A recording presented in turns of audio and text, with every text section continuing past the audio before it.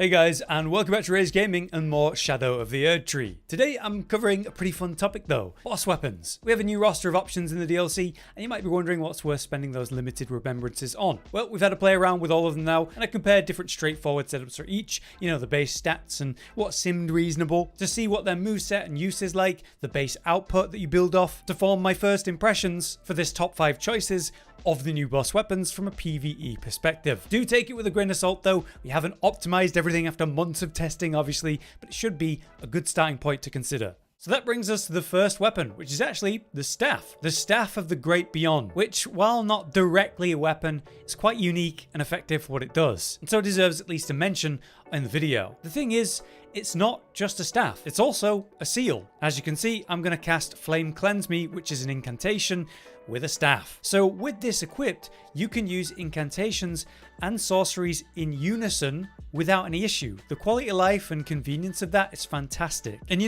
there are many incantations and sorceries that aren't about dealing maximum damage, but applying a buff. And this is just a really convenient and simple way to do that. If you are running a build that's planning on using both though, you can use them for lots of different purposes, whether that's offensively or utility wise anyway. Being able to smoothly swap between the two, something just really appealing about that. In concept, it will save you on weight though, since you're not having to carry a staff and a seal at the same time. And to use this, you're going to need 25 intelligence, 25 faith to begin with the DLC kind of pushing you towards mixing intelligence and faith leveling into new builds with the new options from items and weapons and so on. This staff fits perfectly into that concept. So if you're not looking to specifically min-max, it's actually very decent. The downside here and why it's just 5th and more of an honorable mention is that it doesn't scale the damage for either in a unique and effective way. Take the Carrion Regal Scepter here. It boosts Full Moon Sorcery, so if you're planning on using that kind of magic, or the top tier pick that boosts Death Sorcery and is general a favoured staff, you're not going to compete with those for specifically those focuses. Same for seals. If you have a specific playstyle in mind, specific incantations,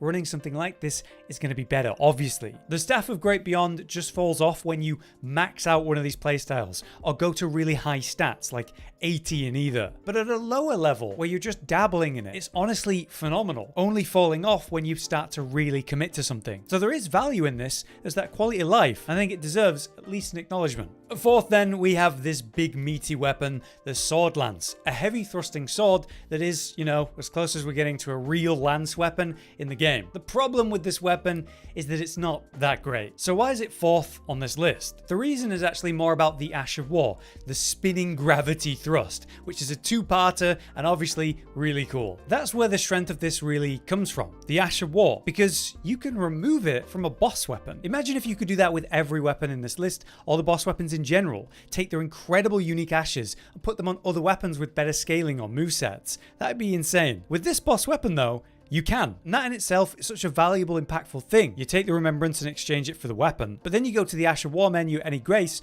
and unequip it to be able to place it on something else. I actually recently covered a build using this concept, so we're using footage of that, placing spinning gravity thrust onto a classic colossal sword, the Greatsword. That's where this becomes incredible. With the Greatsword, you have good reach, high AR, tons of ways you can buff the weapon, performing great. It's an amazing strength weapon. With this colossal sword, you're able to suddenly deal many ticks of the high damage and in succession quickly. A successive hit build with a colossal sword is a crazy concept, and here it is working. And despite it being more of a magical nature, that ash, it's placed in the physical section of ashes, which means you can turn it into a bleed weapon instead of just magic or cold like normal. So with that in mind, we can run a successive hit build, also a bleed build, with a colossal sword. Brilliant, really unique, and very effective. So despite the performance of the actual weapon here, I keep it at 4th on this list because it's about the Ash of War and how that being used on better weapons is nuts. And the fact that you can do that with a boss weapon, take the Ash of War, put it on something else, is a really big deal that needs mentioning. So that's 4th.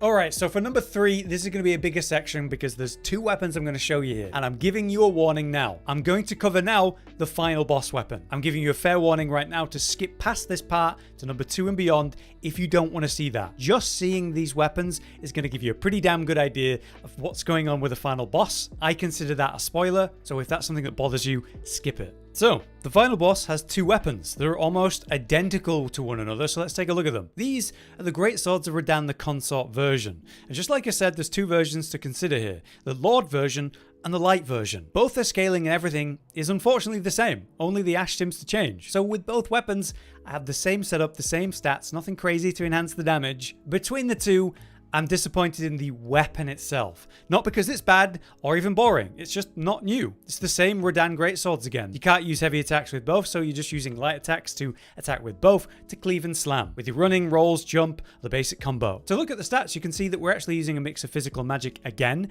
even though the consort version seems tied to Miquella and, you know, faith, maybe, holy damage. No, it's just physical and magic. So largely the same weapon, but now we have this Lord or Light variant. That choice is the Ash of War. So we'll start with the Lord version. This one is the iconic nightmare combo of the boss in phase 2. He lifts the swords, one horizontal, one vertical, and begins swinging. Striking with both weapons, you start with a right and then a left, and each swing leaves behind that arc of holy, apparently magical light for a second burst of damage. Continue the combo if you want, to then swing with both blades, another beam of light to follow, and then you can continue it to a final attack where you do this leap up into the air and slam down on the target, resulting this time in a AoE spiraling out from your location. I think this is awesome and could be a nightmare to trade with in PvP. But PvE, the output is impressive, just it's held back by the length of the combo and you needing the poise to not be interrupted. In my experience, I could not blindly ash a target, even smaller enemies would interrupt me. It does seem like there's no poise protection at the start of the combo, which does make it hard to execute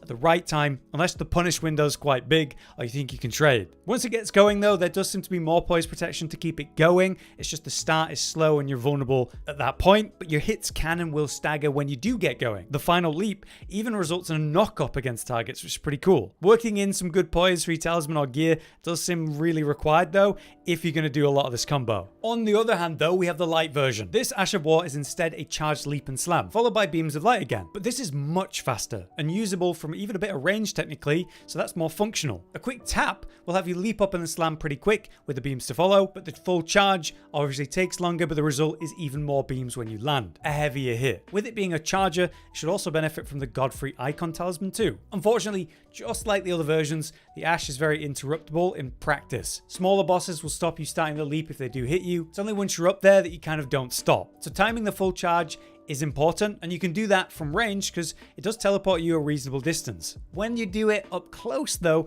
against a more normal sized enemy like this one, you can accidentally fly past the target, missing the main hit, which is really awkward. Between the two of them, I think the Lord version has higher damage potential by far because that really potent long combo. The light version is easier to use and more reliable in general gameplay. And I mean, you still got the classic Radahn greatsword here, which are just hard hitting colossal swords. And I think either one of these, the Lord or Light version, both ashes are better than that slow gravity slam, at least in my opinion. Plus with a proper build, you know, I could see this being very impressive output. That's why I have them at third. The second place for the new boss weapons then, I have Messmer's weapon of choice, the Spear of the Impaler. A fantastic choice of a weapon for many reasons. Its stats are solid to start with, physical fire at the base, scaling mainly with dex, and then faith for the fire. A great spear, it has fantastic range and heavy hits behind it, but with less stagger potential of other slower, heavier options like colossal weapons. On the bright side, it comes with a really useful, unique heavy, like a smith's grip weapon. You can use the heavy attack to throw the spear instead, which when fully charged deals great damage and even leaves behind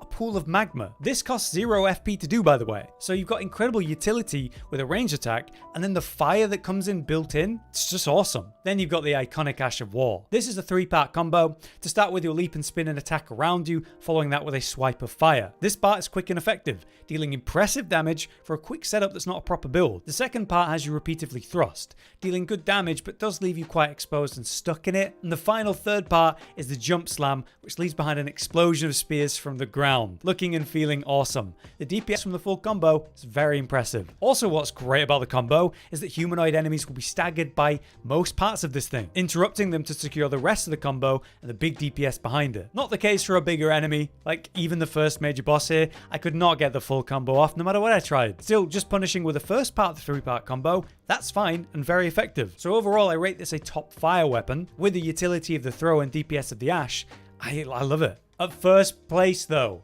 based on my first impressions, it has to be the absolutely incredible Rellana twinblades. I mean, come on. This is going to surprise few people. I think they're one of the most popular weapons in the DLC right now, for good reason. Stats wise, we have a funny setup when max upgraded though. C scaling in everything but arcane, which means you can lean into a variety of build focuses if you want. Baseline though, it's physical, magic, and fire, because each sword has one magic property, be that raw magic or fire. I love the moveset, it's light greatsword, but then, you know, dual wielded like this, very effective. The light combo has you thrust with both swords, that's nice for reach to start a combo, but then it converts quickly into more spinning style cleaves, much better to deal with multiple targets. Of course though, we have the Ash that does steal the show. Taking up the stance like your Pontiff Sullivan, you're either light or heavy for a follow-up. The light attack combo will do what she does in the fight, send out up to 5 magical arcs like a classic Moonveil, but spreading those projectiles out. The heavy though instead will have you spin in fire, spinning 3 times, circling out fire, and ending with spouts of fire like a potent incantation. This part even staggers targets, the fire spouts will too. It's very handy. There's a lot of utility here. Thrusting with the basics from range, cleaving for multiple targets, whether you want to focus on magic or fire depending on the enemy weaknesses, range someone down, or commit hard with the fire. There's just something very slick and effective about this that I really like, and it's just, yeah, it's no wonder it's so popular. So for my first impressions, it's my top choice. But there you have it. Those are the 5 that I wanted to highlight in order, but keep a lookout on the channel in the coming days and weeks. We're going to be making tons of dedicated builds and working out what truly is the best compared to one another. If you guys have any extra information or input based on your testing now though, let us know. But for now, I've been Hollow, you've been you, and thank you for watching. Josh, Cotton, and Hollow with the videos, dropping the humor like a hammer on your tippy toes, bringing entertainment on a daily arrangement to take our insanity and turn it into entertainment. Yes, I said entertainment twice, to reiterate that it is nice to look into your faces on a mostly daily basis when you let us in your homes to make the whole world a stage. Goodbye.